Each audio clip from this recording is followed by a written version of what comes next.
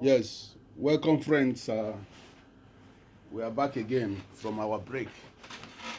We continue to do this thing until we all will come to the full knowledge of what we are here for. I'm still your brother Jessica Ketbu, positioned here to help leaders and ladies from all walks of life recover their God's-given purpose. We are still on chapter 9. If you have not followed us on other of our videos, go and try and do that. Chapter 9 of Leviticus, chapter 9. We are going from verse number 7. I don't know whether you followed us on verse number 1 to verse number 6. So Aaron came to the altar and slaughtered the calf as a sin offering for himself. His son brought the blood to him, and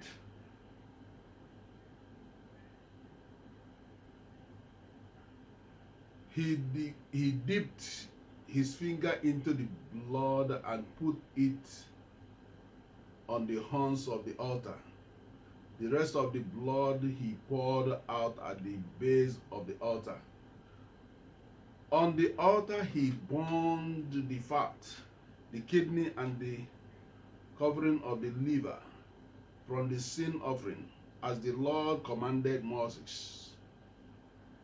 As the Lord commanded Moses. Remember what happened to Aaron's sons, who went and did what just as it wasn't, they were not asked to do.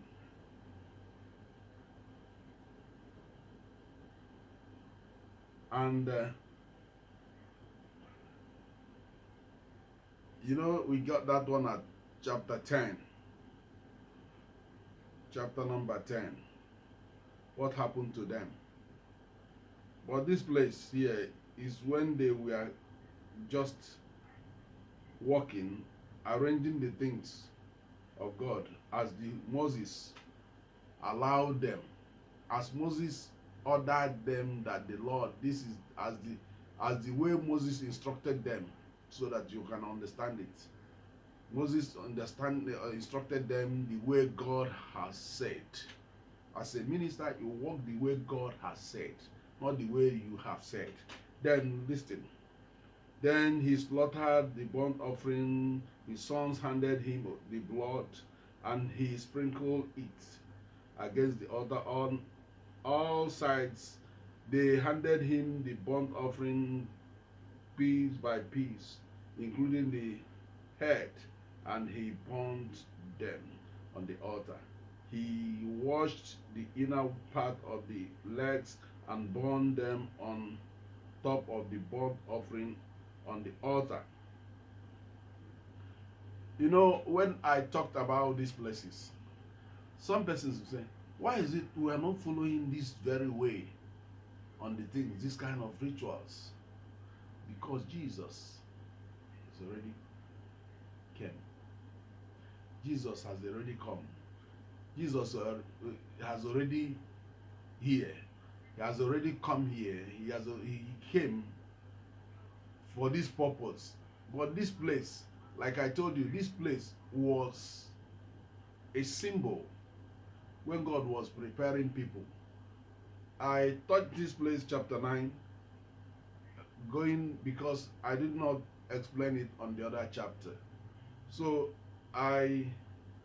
because Jesus has already came, and they began to walk.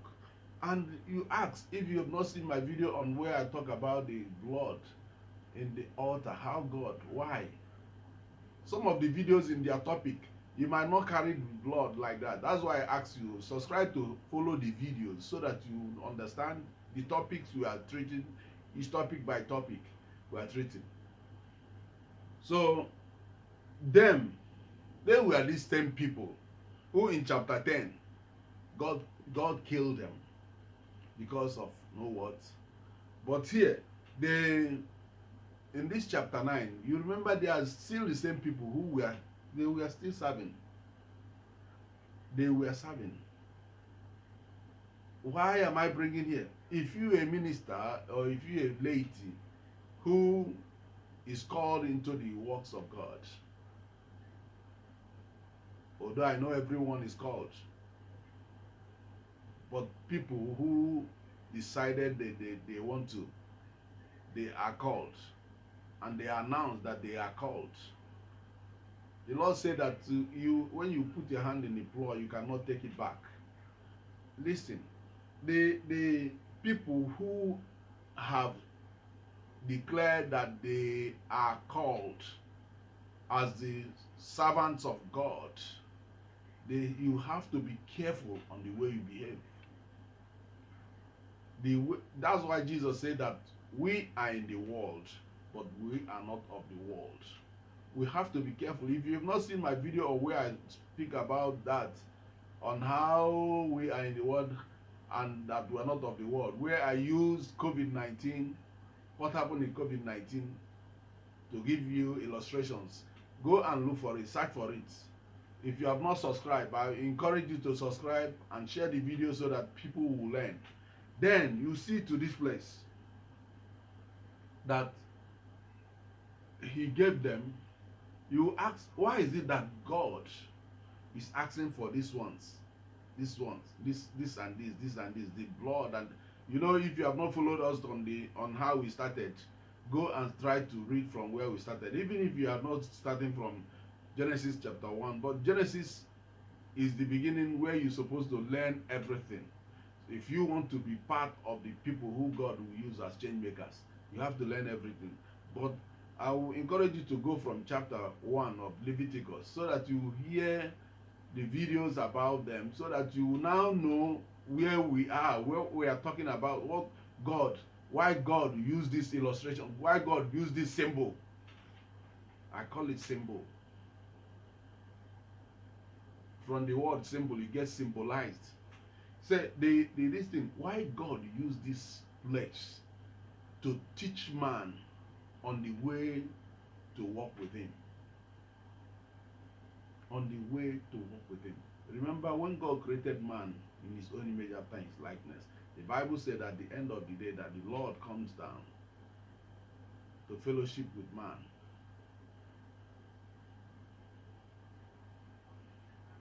Then God, still the God of relationship, but in relating with God, there's a way you approach God. That's why we are here. So that you understand it. The way you approach God, you're not approaching God as a mere man, He's the creator of all things. You reference him. Look at all common presidents in the countries. When you hear about some of them, some of you people shiver because you hear the person is president.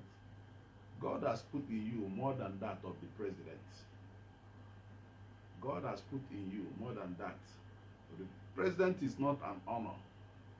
President is just a privilege. You are privileged.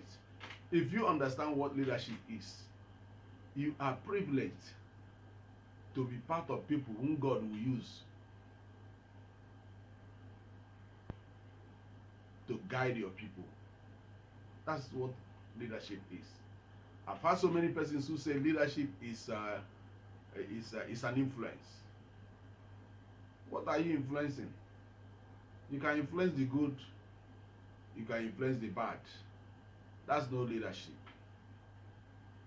Leadership is not an influence. It can be in advanced country an influence, but in developing nations, leadership is not an influence. Leadership is guidance. Guidance on a pattern of that when you say is a good guidance. It's a guide. When they say somebody is a guardian, his guide, his guardian, he's his leader, and when they say is his influencer, it looks is a leader in quote, but it's not so much. He's so advanced to developing nation. We don't agree with that. That is an influence. The power to influence others. Yes. Some known coach and known preachers have used it over the time. And the thing is affecting the developing nations. That's why we are encountering it. We are countering it. That no, it's not an influence. In other words, you can say that leadership is a good skill. Good skill. Because when you are doing something that is good, as people are learning, they are following you. It's a good skill. If you want it just broad like that, leadership, what is leadership? Good skill. You know why it should be called good skill? Because you first, you have to